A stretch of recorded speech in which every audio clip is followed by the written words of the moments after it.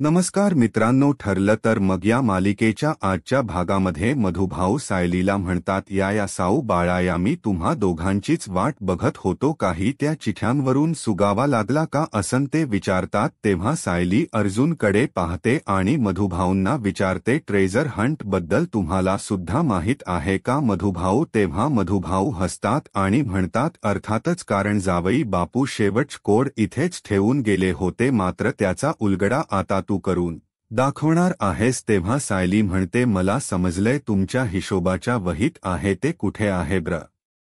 तुमची वही दाखवा. तेव्हा मधुभाऊ म्हणतात, थांबा एक मिनिट, असं म्हणून ते हिशोबाची लगेचच वही काढतात आणि सायलीकडे देतात. मग अर्जुनला ते इशारा करतात. तेव्हा अर्जुन काही हरकत नसल्याचं मधुभाऊंना खुणावूनच सांगतो. तेव्हा त्यामध्ये आता एक चिठ्ठी असते, त्यावरती आता अर्जुनने असं लिहिलेलं असतं की काही हिशोब चुकतेन करणंच चांगलं आणि काही माणसांच्या ऋणातच राहिलेलं ब्र, आणि म्हणूनच एवढी गोड हसणारी बायको मला विश्वासाने सोपवली आणि म्हणूनच मी मधुभाऊंच्या कायमच ऋणात आहे. मात्र तुझ्या चेहऱ्यावरचे हसू हे ढळू देऊ नकोस. मधुभाऊ सायलीची गंमत करत विचारतात, काय त्या चिठ्ठीमध्ये असं काय लिहिलंय? तेव्हा सायली आता गोड हसते आणि म्हणते की मधुभाऊ जाऊ देत ना, यांचं ना आपलं सकाळी सकाळीच सुरू होतं. हा अर्जुन हसतो आणि म्हणतो, पण बघ ना, या ट्रेजर हंट मुळे तर तुझ्या चेहऱ्यावर एवढी मोठी स्माईल आली आणि मला तर हेच हवं होतं. सायली हिशोबाची वही चेक करू लागते आणि एकदमच सिरियस होते. तेव्हा अर्जुन म्हणतो, पाहिलं का मधुभाऊ, मी आत्ता हिच्या स्माईल बद्दल बोलत होतो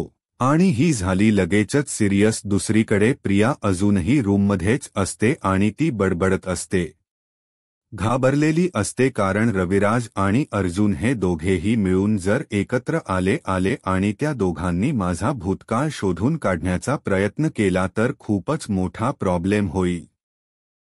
विचार करत ती चिप्स खात खात स्वतःशीच बडबडू लागते की काय करू, कुठे पळून जाऊ मी, इथून मुंबईला जाऊ का? पण नको, मुंबई इथपासून खूप जवळ आहे, मग ते लगेचच मला शोधून काढता येईल. त्यापेक्षा मी देशाच्या बाहेर जाते, देश सोडूनच जाते. दुबईला जाऊ का? कारण तिकडे गेल्यानंतर मला शोधायला मात्र कुणीच येणार नाही, कारण तिथे कोणी पोहोचू शकतच नाही. आता ना मी दुबईच तिकीटच काढते, त्यानंतर ती लॅपटॉपमध्ये चेक करते तर दुबईच तिकीट खूपच महाग असतील. पटॉप्स बंद करते आणि म्हणते, अरे बापरे, दुबईच तिकीट एवढं महाग आहे ना, मला सुभेदार पैसे देणार ना?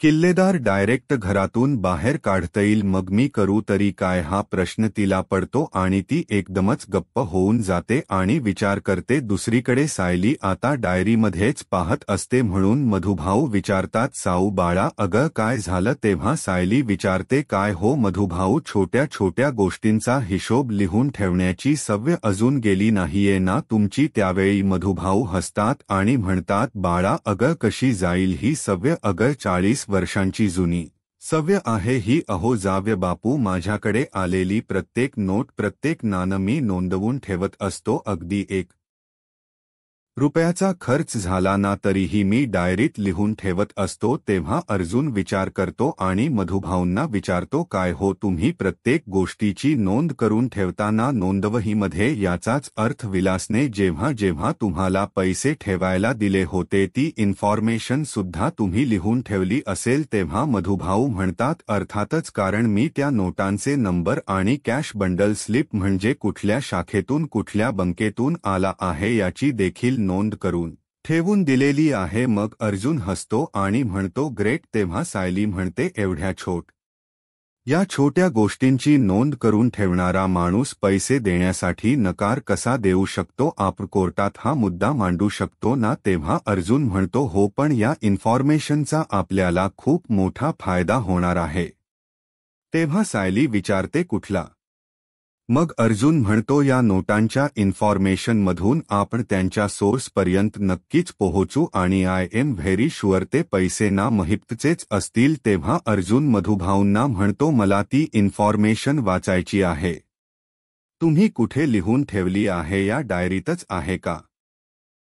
तेव्हा मधुभाऊ म्हणतात, नाही नाही, आश्रमातली जी नोंदवही आहे ना त्यामध्ये ती नोंद असावी. आणि मला जेव्हा त्यांनी अटक केली, माझ्या सगळ्या वस्तू जप्त केल्या, तेव्हा तिकडेच पोलीस स्टेशनमध्ये ती आता वही असेल. तेव्हा अर्जुन म्हणतो, म्हणजे ती डायरी आता पोलिसांच्या एव्हिडन्स रूममध्ये असू शकते. आता आपण तिथेच जाऊयात, म्हणजे ती डायरी ना आता आपल्याला महिप्तपर्यंत नक्कीच पोहोचवेल. तेव्हा सायली म्हणते, तुम्ही या ट्रेझर हंटचा खेळ सुरू केला वेगळ्याच कारणासाठी आणि आपल्या हाताला तर एक वेगळाच खजिना लागलाय. तेव्हा अर्जुन म्हणतो, अगदी करेक्ट, मी आत्ताच फोन करतो पोलीस स्टेशनमध्ये, आपण लगेचच निघूयात असं तो सायलीला सांगतो. मग सायली म्हणते, हो ठीक आहे. त्यानंतर सायली आणि अर्जुन हे दोघेही मधुभाऊंचा निरोप घेऊन जायला निघतात. दुसरीकडे प्रिया आता झोपलेलीच असते. तेवढ्यातच विमल आता तेथे येते. तन्वीताई तन्वीताई असा 4-5 वेळा आवाज देते, परंतु प्रियाच प्रत्युत्तर येत नाही, म्हणून ती रूममध्ये येते आणि तन्वीताई असं मोठ्याने जरा बोलते.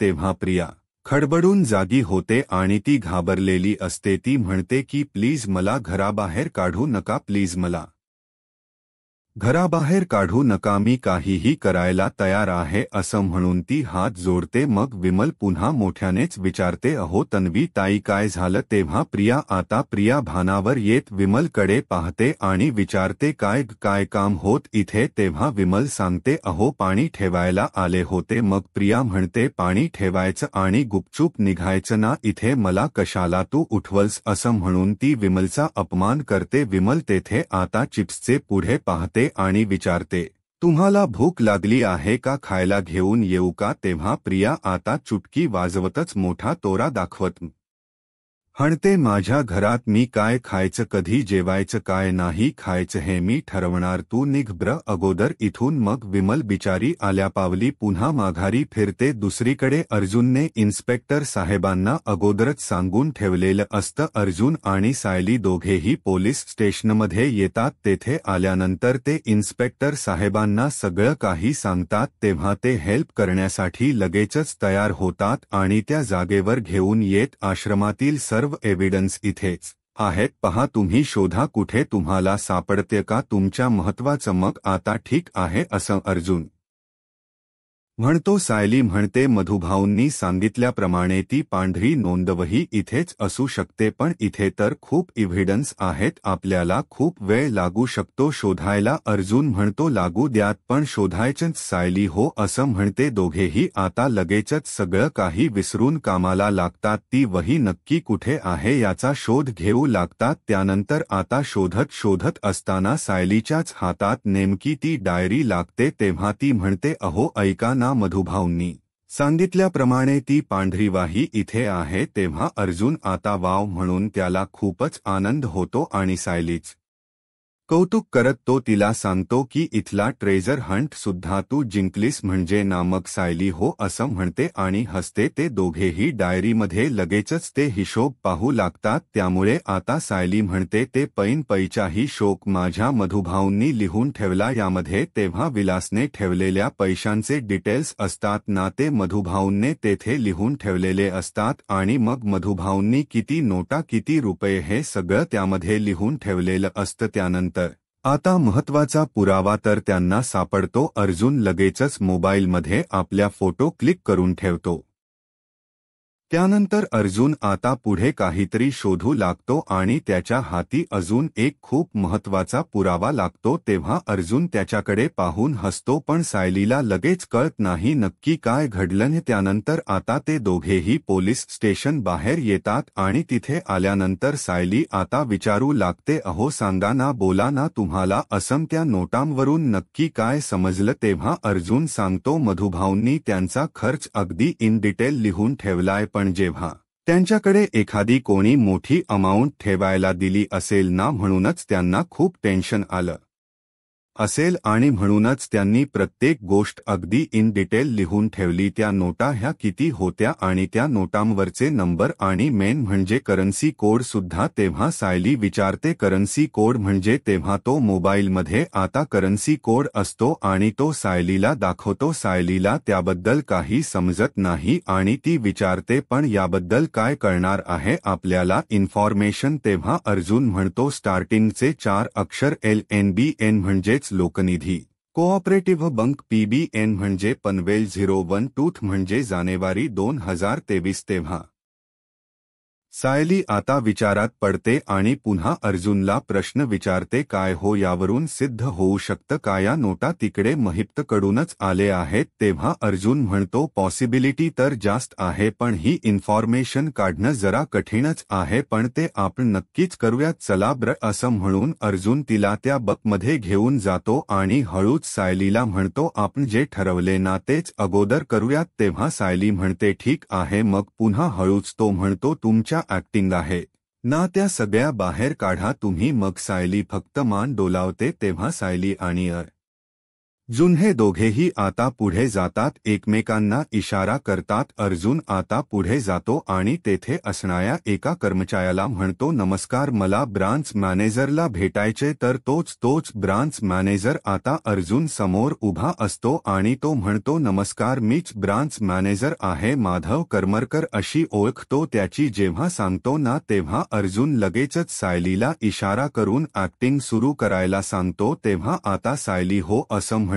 ते ब्रांच मॅनेजर विचारतात बोला की काय काम आहे? मग सायली रागातच म्हणते की बोला काय बोला अहो माझ्या या अवस्थेला ना तुम्हीच जबाबदार आहात अहो. तुम्ही तर पार मला भेलाच लावायला निघाला झालात अहो. तुमच्या बँकेने ना मला खोट्या नोटा दिल्या आहेत आणि तरीही बघा मी पोलिसांकडे कंप्लेंट केलेली आहे हा तुमची आणि तुम्ही आयुष्यभर कसे सडाल ना जेलमध्ये याकडेच बघेन मी. तेव्हा आता ब्रांच मॅनेजर घाबरतो आणि जरा विचारतो अहो मॅडम अहो झालं काय नक्की ते तरी सांगा. त्यावेळी सायली म्हणते झालं काय म्हणजे काय झालं काय असं का विचारताय तुम्ही अहो?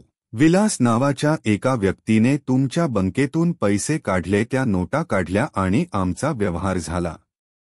तेव्हा ते पैसे त्यांनी मला दिले अहो. हजारोंच्या खोटा नोटा दिल्या आहेत तुमच्या बँकेने. तेव्हा ब्रांच मॅनेजर जरा घाबरतो आणि म्हणतो अहो खोटा नोटा वगैरे काही नाहीये. तुमचा ना काहीतरी गैरसमज होत असेल असंच. जरा तो पुढे येऊन आणि हळू आवाजात म्हणतो अहो अशाने विनाकारण माझी आणि माझ्या बँकेची बदनामी होईल. तेव्हा अर्जुन विचारतो काय विनाकारण म्हणजे? मी यांचा वकील आहे आणि आता मी तुमच्या बेवर सुद्धा केस करणार आहे असं. अर्जुन आणि सायली दोघेही घाबरवून त्या ब्रांच मॅनेजरला ठेवतात. त्याला धक्का बसतो आणि तो अर्जुनकडे पाहतच राहतो की ही केस वगैरेची काय भानगड आहे. तेव्हा सायली विचारते या खोट्या नोटांमुळे केवढं नुकसान झाले माझं कळतंय का तुम्हाला? तेव्हा ब्रांच मॅनेजरच विचारात पडतो आणि म्हणतो अहो मॅडम सॉरी हा परंतु आमची बँक आणि खोट्या नोटा हे कसं पॉसिबल आहे मलाच कळत नाही. कारण आजपर्यंत एकही कंप्लेंट आलेली नाहीये. तेव्हा सायली म्हणते मग काय मी खोट बोलतीय का सांगा ब्र दाखवा ब्र वकील साहेब तो कोड. तेव्हा अर्जुन मोबाईल काढतो आणि म्हणतो करन्सी कोड आहे आमच्याकडे, पुरावा आहे आमच्याकडे आणि या फेक नोटांचा स्कॅम तुमच्याच बँकेतून होतोय. तेव्हा ब्रांच मॅनेजर विचारतो की काय अहो कसं पॉसिबल आहे पण मला त्या नोटा बघू देत ब्र. तेव्हा अर्जुन म्हणतो त्या मी ना पोलीस स्टेशनमध्ये सबमिट केले आहेत. तेव्हा सायली मोठ्यानेच ओरडते की हे पहा मला न्याय मिळायला हवा. कारण विलासने त्या नोटा कोणत्या अकाउंट मधून काढल्या मला कळायला नको का? आणि एकदम मी या प्रकरणाच्या मुळाशी जाणार आहे हा अशी धमकीच आता सायली देते. तेव्हा ब्रांच मॅनेजर म्हणतो मॅडम अहो अशा डिटेल्स देणं हे आम्हाला अलाउड नाहीये. तेव्हा अर्जुन घाबरता म्हणतो मॅडम ठीक आहे नका हायपर होऊ, आपण आता डायरेक्ट पोलीस स्टेशनमध्ये जाऊ आणि यांच्या विरोधात जी कंप्लेंट केलेली आहे ना त्यामध्ये अजून एक कंप्लेंट ऍड करू. कारण बँकेचे मॅनेजर आपल्याला कोऑपरेट करत नाहीये याचाच अर्थ हे सुद्धा या कॅम्पमध्ये सहभागी आहेत. अर्जुन आणि सायली दोघेही जायला निघतात तेव्हा वकील साहेब थांबा ना हो, असं काही करू नका प्लीज प्लीज अस आता ब्रांच मॅनेजर रिक्वेस्ट करतो आणि त्यानंतर म्हणतो माझं आणि माझ्या बंकेच नाव कुठेही घेऊ नका अहो, अशाने माझं करिअर अगदी उद्ध्वस्त होईल. तेव्हा सायली म्हणते की मग मला सांगा विलासने त्या खोट्या नोटा कोणाच्या अकाउंटमधून काढल्या होत्या, मला खरं काय ते कळायला हवं, नाही तर मी इथे ना धरण धरून बसेल आणि घोषणा देईल की लोकनिधी बंक हाय हाय. तेव्हा सायली आता तशा घोषणा देऊ लागते. अर्जुन आता गालातच हसतो कारण सायली खूप छान ऍक्टिंग करत असते. त्यानंतर आता हे असणाऱ्या सर्वांना म्हणत असते की पहा तुम्हीही बंकना खोट्या नोटा देते, तुम्ही का विश्वास ठेवता यांच्यावर. सायली आता ऐकतच नाही, मोठ्या मोठ्याने घोषणा देत असते. तेव्हा ब्रांच मॅनेजर जरा घाबरतो कारण त्याच्या रेप्युटेशनचा प्रश्न असतो, त्यामुळे तो अर्जुनला रिक्वेस्ट करतो की तुम्ही तरी समजावा त्यांना. तेव्हा अर्जुन आता नाहीच म्हणतो कारण मी नाही यामध्ये काही करू शकत कारण त्यांची फसवणूक झालीय, मग त्या तरी काय करतील. तेव्हा ब्रांच मॅनेजर पुढे जातो आणि सायलीला म्हणतो मॅडम अहो ऐका ना, जरा शांत रहा, मी वाटलं तर तुमच्या पाया पडतो. तो मग ब्रांच मॅनेजर सायलीच्या पाया पडतोय हे पाहून आता नकळतपणे अर्जुन तिच्याकडे पाहतो आणि गालातच हसतो. तर सायली आता अजूनही तिची ऍक्टिंग तशीच सुरू ठेवते आणि लोकनिधी बंक हाय हाय अशा मोठ्या मोठ्याने घोषणा देऊ लागते आणि सतत अर्जुनकडे पाहत असते आणि अर्जुन देखील तिच्याकडे पाहून आता हसत असतो कारण दोघांनीही छान अशी ऍक्टिंग केलेली असते. खूप रिक्वेस्ट करून देखील सायली आता थांबायचं नाव घेत नाही. ते पाहून ब्रांच मॅनेजर घाबरतो, हे प्रकरण अंगलट येऊ शकतं या विचाराने तो सायलीला हळूच म्हणतो हो शांत बसा ना मॅडम. तेव्हा ब्रांच मॅनेजर अर्जुनला म्हणतो ऐका ना सर, तो करन्सी कोड मला द्या, मी सिस्टममध्ये टाकून चेक करतो काय घोळ आहे ना ते समजेल, काही प्रॉब्लेम असेल तर आपल्याला लगेचच कळेल. अर्जुन गालात हसतो आणि म्हणतो ठीक आहे घ्या की कोड. त्यानंतर एका माणसाला बाजूला करत लगेचच मॅनेजर हे लॅपटॉप जवळ जातात आणि तो करन्सी कोड टाकून त्या सिस्टममध्ये चेक करू लागतात. तेव्हा त्यांना समजतं की या नोटांचा कोड तर 2023चा आहे. तेव्हा सायली अर्जुन हो असं म्हणतात. त्यानंतर सायली म्हणते ऐका ना, पण ते पैसे विलासने मला 2023 मध्येच दिले होते. मग आता ब्रांच मॅनेजर सांगतो हे पैसे तर विलासनेच काढले होते या खात्यातून. तेव्हा आता ब्रांच मॅनेजर म्हणतो की एका बिल्डर कंपनीच करंट अकाउंट आहे हे. तेव्हा बिल्डर म्हटल्यानंतर महिप्त शिखरे आलाच, त्यामुळे सायली अर्जुन कडे आता पाहते. तेव्हा इस बिल्डर कडून असं ब्रांच मॅनेजर नाव सांगतो. मग त्यावेळी अर्जुन आणि सायलीला प्रश्न पडतो की हा आता नक्की कोण बिल्डर. तेव्हा दोघेही एकमेकांकडे पाहतात. अर्जुन विचारतो ऐका ना, हे पैसे काढण्यासाठी कोण आलं होतं. त्यावेळी ब्रांच मॅनेजर म्हणतो आता मला कसं माहीत असणार, कारण 2 वर्षापूर्वी घडून गेलेली गोष्ट आहे हीच, मला आता कसं समजणार की पैसे काढायला नक्की आलं होतं तरी कोण. तेव्हा अर्जुन विचारतो का ब्र का नाही समजणार, बंकेमध्ये सीसीटीव्ही नाही येत का. तेव्हा आहेत ना असं आता ब्रांच मॅनेजर म्हणतो. तेव्हा सुद्धा सीसीटीव्ही फुटेज होते, पण आता एवढं जून सीसीटीव्ही फुटेज शोधणं म्हणजे जरा अवघडच आहे असं तो म्हणतो. तेव्हा सायली क्षणाचाही विचार न करता लगेचच पुढे जाते आणि लोकनिधी बंक हाय हाय असं मोठ्याने घोषणाबाजी करू लागते. तेव्हा आता तो ब्रांच मॅनेजर पुन्हा घाबरतो कारण ही ताई काही थांबायचं नावच घेत नाही असं त्याच्या मनात येतच्या हाताखाली असणाऱ्या कर्मचाऱ्याला तो सांगतो अरे तोंड काय बघत बसला, जाना बाबा 2022 ते 23 या सगळ्यात सीसीटीव्ही फुटेज काढून घेऊन ये, पटकन निघ. तेव्हा तो लगेचच तेथून जातो.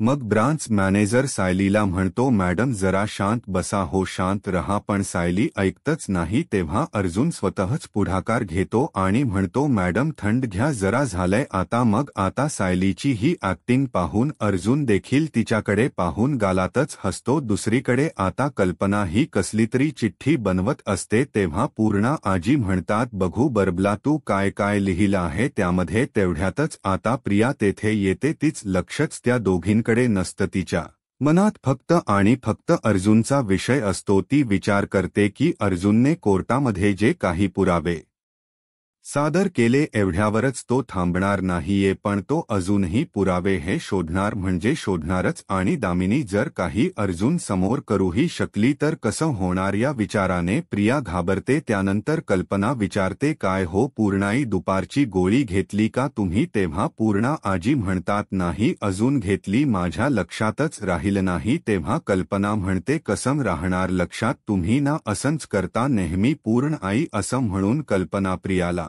सांगते, ऐक ना, किचनच्या कप्प्यामध्ये ना एक डबा आहे, त्या डब्यामध्ये ना ऑरेंज कलरची एक गोळी आहे, लांबट अशी, ती जरा आणून दे ना. तेव्हा प्रियाचा सूर वेगळाच असतो. ती आता उपकार केल्यासारखा म्हणते, हो आणते की. प्रिया किचनमध्ये जाते आणि त्या डब्यातून एक गोळी घेते. ती पण पाहता आणि पुढे येत लगेचच पूर्ण आजींच्या हातात टेकवत म्हणते, घे. पण या दोघींच लक्ष नसल्यामुळे त्यांना काही एवढं समजत नाही. तर आता पूर्णा आईने नक्की कोणती गोळी खात आहेत हे कल्पना पाहू लागते. पूर्णा आजी या तोंडात गोळी टाकणार तेवढ्यातच कल्पना म्हणते, थांबा, हा पूर्णाई, एक मिनिट, नका खाऊ ती गोळी. तेव्हा काय झालं असं पूर्ण आजी विचारतात. तेव्हा ती गोळी वेगळीच असते. मग आता कल्पना म्हणते, तन्वी अगं काय चाललंय तुझं? मी तुला कोणती गोळी सांगितली होती? ऑरेंज ना. तू कोणती गोळी घेऊन आलीस?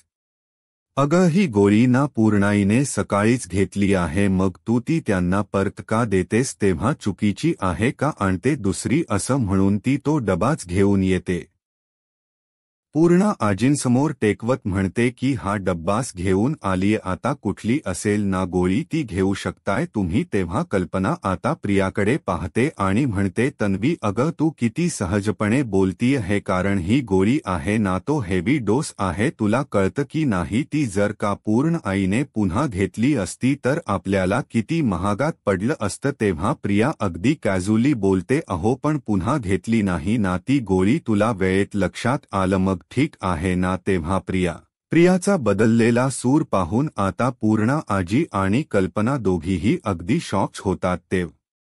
हा कल्पना म्हणते, ठीक नाहीयेत नवी, स्वयंपाकामध्ये एकतर तिखट मीठ कमी झालं ना तरीही चालू शकतं, तुला कोणीही काही बोलणार नाही, परंतु पूर्णा आजींच्या बाबतीत आपल्याला अजिबात हलगर्जीपणा करून चालणार नाही. तेव्हा प्रिया पुन्हा एकदा कॅज्युअली बोलत म्हणते, हे काय मी मुद्दाम नाही केलेल आई. तेव्हा प्रिया म्हणते, माणूस आहे चुकणार. रचना आता डब्यामध्ये जी लांबट गोळी होती ती दिली मी, त्यात काय एवढं? त्यावेळी पूर्णा आजी म्हणतात, अगं पण कोणत्या रंगाची गोळी होती हे तिने ऑलरेडी तुला सांगितलं होतं ना. अगं तुझं लक्ष कुठे आहे? कारण विमलला सुद्धा माहित आहे माझ्या कोणत्या गोळ्या असतात ते. तेव्हा प्रिया आता खूपच चिडते आणि म्हणते, मग विमललाच सांगायचं ना, मला कशाला सांगितलं? हे ऐकून आता पूर्णा आजी आणि कल्पनाला मोठा धक्काच बसतो. त्या दोघीही आता अगदी शॉक होऊन प्रियाकडे पाहतात, कारण प्रिया खूपच उद्धटासारखी बोलू लागते. पुढे ती म्हणते, आणि मी गोळी दिली होती, खाल्ली तर नाही ना? तिने काही प्रॉब्लेम तर नाही ना झाला? मग कशाला उगीच एवढा इशू करताय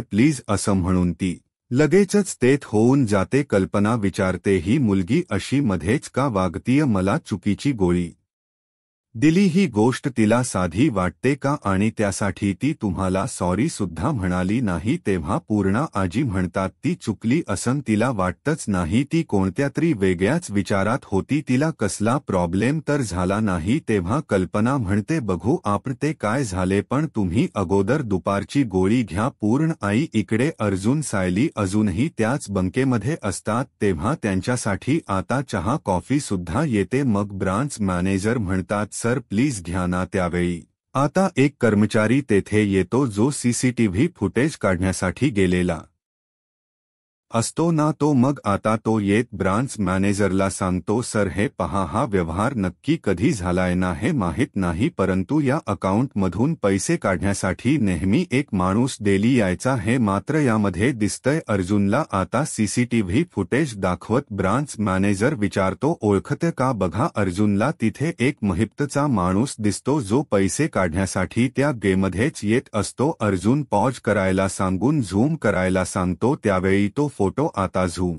होतो आणि तो महिप्तचाच माणूस असतो याची खात्री अर्जुन सायलीला आता पटे. दोघेही एकमेकांकडे आता पाहतच राहतात, कारण अर्जुन आणि सायलीच्या हाती आता खूपच महत्त्वाचा असा पुरावा लागलेला असतो, त्यामुळे ते दोघेही खुश होतात. तर आता मित्रांनो, पुढील भागामध्ये अर्जुन सायली बंकेच्या बाहेर येतात. अर्जुन म्हणतो, आज आपल्याला विलास आणि महिप्त या दोघांच्या मैत्रीचा एक कॉन्क्रीट पुरावा सापडलाय. ते पैसे महिपनेच विलासला दिले होते. हे जर आपण कोर्टात प्रूव्ह केलं ना तर साक्षी ही जास्त अडोकेल. तेव्हा सायली म्हणते, म्हणजे तुम्ही जी पुराव्यांची चैन बनवताय त्यातली खूप महत्त्वाची कडी आपल्या हातात लागली आहे. ते अर्जुन म्हणतो, हो. त्यानंतर अर्जुन सायली घरी येतात. अर्जुन विचारतो, उद्या काय आहे तुमच्या लक्षात आहे ना? मग कल्पना हो म्हणते. तर प्रताप म्हणतो, घरच्या माणसांचा वाढदिवस कोणी विसरत का? तेव्हा सायली आणि अर्जुन घरातील सर्वजण मिळून आता अश्विनचा वाढदिवस अगदी धूमधडाक्यात साजरा करतात. त्यानंतर सायली म्हणते, बाबा हे काय म्हणत होते की बाहेरन केक मागवूयात म्हणून. मग सायली आणि कल्पना या दोघीही एकत्रच म्हणतात, पण त्याला तर घरचाच रवा केक आवडतो. मग त्या दोघीही एकमेकींकडे पाहतात. अशाच मालिकेच्या अपडेटसाठी आत्ताच माझा महाराष्ट्र या यूट्यूब चॅनलला सबस्क्राईब करा. धन्यवाद.